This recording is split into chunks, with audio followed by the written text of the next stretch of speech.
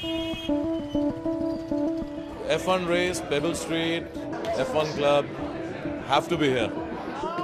Pebble Street's been showing the races for last 1 decade or so. Look around. Any true blood F1 follower will come there.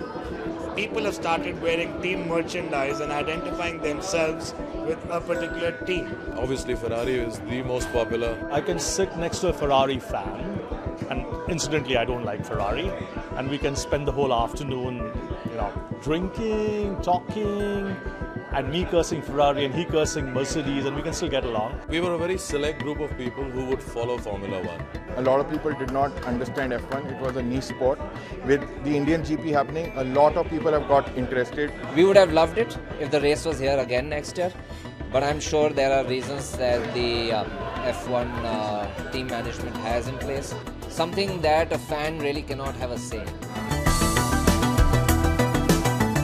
While the passion for Formula One clearly resides in Pebble Street, New Delhi, arguably India's biggest power broker lives here in central London. Over the last 20 years, while I always dreamt of hosting a Formula One race, economically it seemed like Mount Everest in front of me. And so when a Formula One race in India became a reality, I mean, it was almost miraculous. It was like a lifelong dream come true. There's been a few circuits in Grand Prix history that have come on to the calendar, gone off the calendar and never returned. Are you confident about India's future on the F1 diary? Absolutely, and that manifests itself in the number of fans that we have. From what I understand, we're going to give 2014 a skip because of scheduling issues. There are 3 new Grand Prix scheduled for next year, and I'm hoping that we will be back with an Indian Grand Prix in 2015.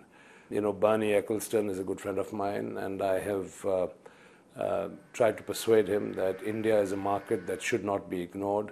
If you were to look at India today, McLaren is advertising hugely through their title sponsor Vodafone, who operate in India.